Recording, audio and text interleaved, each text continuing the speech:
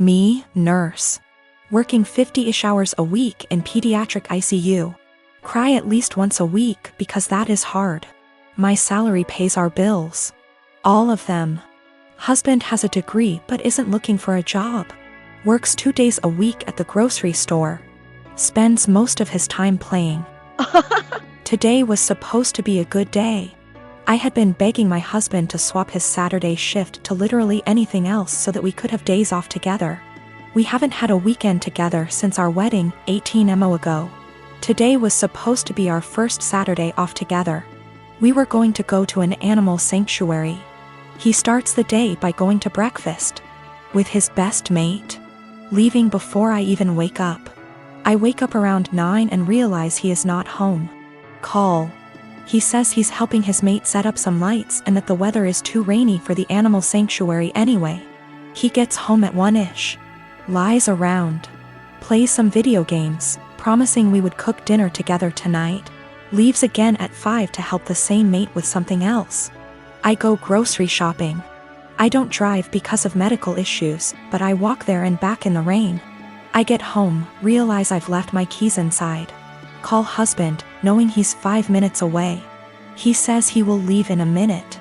I sit in the rain and the cold, southern hemisphere. 45 minutes later, I call again. He hasn't left yet.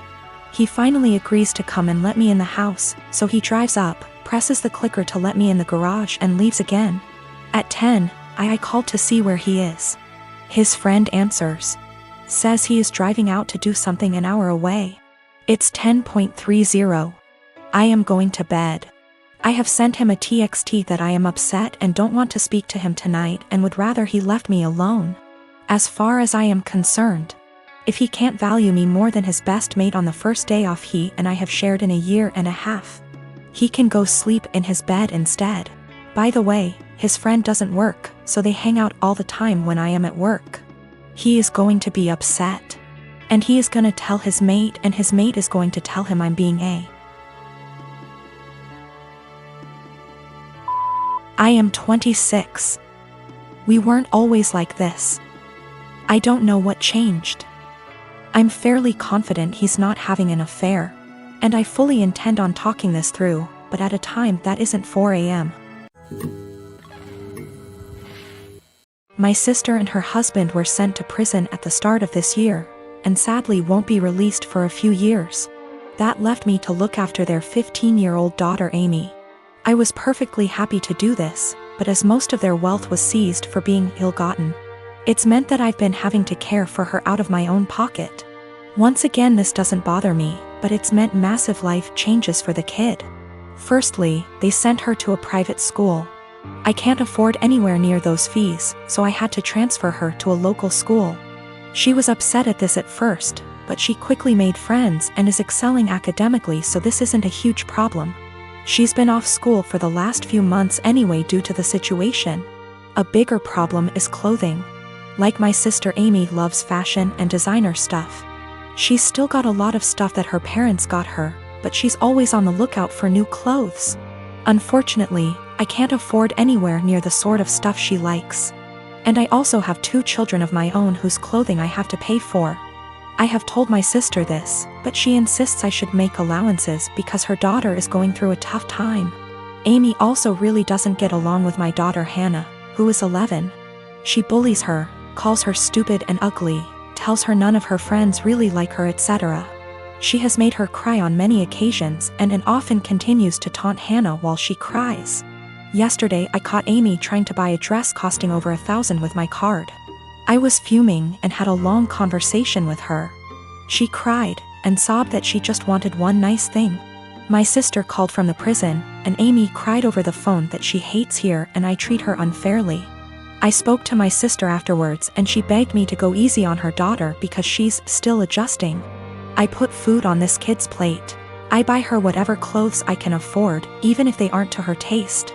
I take her to visit her parents as much as possible. They're held in different facilities. And I do all of that on top of working and looking after my own children. I told my sister that I was willing to look after her daughter for as long as she needs. But if anything like the card incident happens again, or if she continues to pick on my daughter, There will be serious consequences for her. My sister wanted to argue, but they get limited time on the prison phone. I think what I'm doing is right. I get that the kid is going through a tough time, and I'm doing everything I can to be there for her. But I can't just tolerate bad behavior or bullying, and I can't afford to pay for her expensive clothing. The fact that she's struggling to deal with what happened to her parents doesn't change that. My brother-in-law has always been a bit of a ruckus. Just a very jolly guy, used to be a hard-partied when I first knew him, but not so much now. I mean, he still likes to drink and he smokes weed, but nothing compared to how he used to be. He stays in the basement apartment, which is a full apartment, separate from ours, with a kitchen and bathroom, etc. In our house ever since he lost his apartment. He has never really been able to keep a good job, no college education, and also ADHD. And we live in NYC, so affording rent is impossibly hard lately. This was supposed to be a temporary thing for him, out of desperation because he lost his apartment. I should say that he has gone through multiple phases of depression from just living hard much of his life. I remember seeing him when he was in his 20s and he was just a damn mess. Living in shit apartments and working shit jobs, and I remember he was super depressed, like, you know, that kind of depressed. For a bit around a decade ago because of how awful his life was. And it was awful. I won't sugarcoat it. He was getting mugged in his area constantly. His apartment was horribly small and he worked horribly long hours. His ex-wife was awful to him and cheated on him. But in the past 2 months that he has been here, he's been an absolute joy. To both me and my wife and also our kids. We all love him so much. He clearly loves the basement, it's even bigger than his old apartment, and just in general it's in a much better location.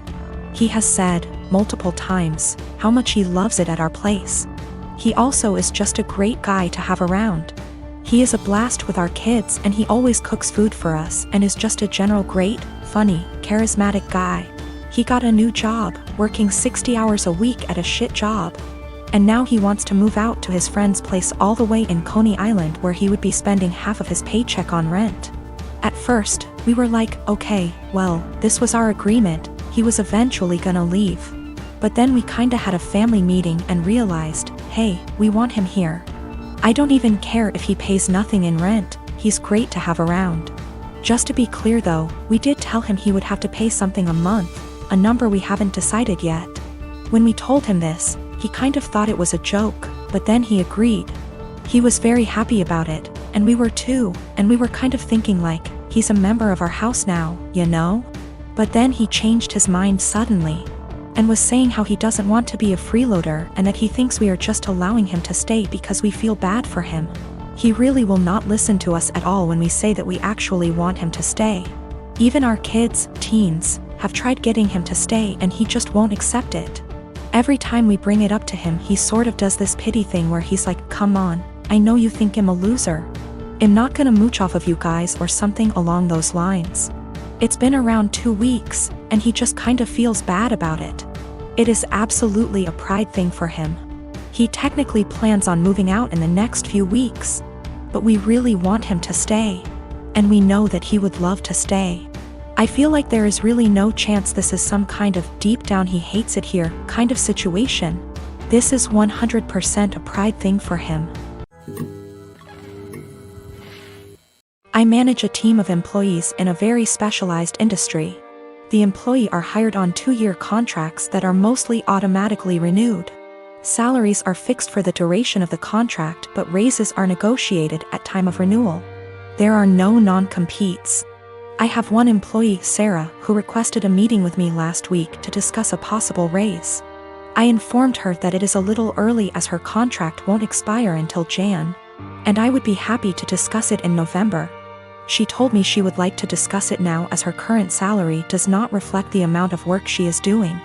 So I set up a meeting with her on Friday and told her I will hear her out. To her credit, she gave well thought out presentation listing the average salary in her field, the extra responsibilities she had to take on, and the extra revenue she was able to generate, etc. In the end, she asked for a 19% raise to stay on. This was a substantial jump, but I thought she made some good points and, with inflation being what it is, I can sell it to the managing partner that we are locking down a good employee for 2 more years. After the presentation, I told her I will just approve the raise and talk to the managing partner about starting her new contract early. Since the only things we are changing are the salary numbers, we can have the new contract ready for her to sign by Tuesday. She seemed very surprised that I did not try to negotiate and looked a little shell-shocked that the meeting was over so quickly. So anyways, I spent the entire weekend selling the raise to the partners and harassing legal to get the documents ready. However, when I gave her the documents to sign this morning, she asked for another meeting to discuss salary. She informed me that after doing more research over the weekend, her pay is still not reflective of all the work she is doing. At this point, I got pretty annoyed and told her that we can discuss in 2 years. I thought that was the end of it, but after lunch she came to my office with 3 offers letters she received from our competitors. One in our city with a salary that is 2 to 3% higher, and 2 from other states that are 8 to 9% higher. She asks for the new salary to at least match the competitor in our city to stay. At this point I got very frustrated and told her that she is now free to work for our competitor, because her contract with us will not be renewed. She called me in and left crying, immediately telling all her coworkers that I fired her for asking for a raise, which obviously caused quite an uproar. My wife thinks that I am the because I could have just said no. She probably had the other offers for a while and was never going to actually leave. She recommended that I offer her back the new contract. Anyways, I am contemplating going back to the office tomorrow and offering Sarah her new contract again. But I just felt like the relationship between us is ruined after this whole situation. Her currently contract is negotiated 2 years ago, which is why there is a discrepancy in pay with the current offers. There are also a lot of reasons for differences in salary even within the same city. Perhaps less PTO, maybe more responsibilities, maybe they lock them in the contract for 3 years instead of 2. Which is happening more and more now. Maybe they have a non-compete, or maybe they are better. I can't say. Her contract expires Jan, so she has plenty of time left at the company if she wants to finish out. Sarah is WFH today, so I sent her an email apologizing for overreacting yesterday, and informing her that she is an important member of our team and that I worked really hard to get her the raise she initially requested. The new offer still stands provided she return the signed contract to me today before 5 p.m. I would be happy to execute it immediately and get her sorted out before the next payment period. She emailed back also apologizing for her reaction yesterday and said that she enjoyed working here and feels like she really has an opportunity to grow. But she then ended the email asking if I would still be willing to reconsider upping the offer to match her other offer. At this point, I just can't even anymore. I basically ignored her email, and at 5:01 p.m. with no signed contract from her, I sent an email to the managing partner I was talking to all weekend. Hope this email finds you well. I am writing to inform you that Sarah has elected to decline the new contract as it is written. She has informed me that she received an offer from our competitor with a salary of XXX. I have attached a scanned document of the offer letter with this email for your convenience. She has requested that we match that salary to retain her services as our current offer is insufficient. As of right now, her contract expires January 22nd. Please advise on the next steps.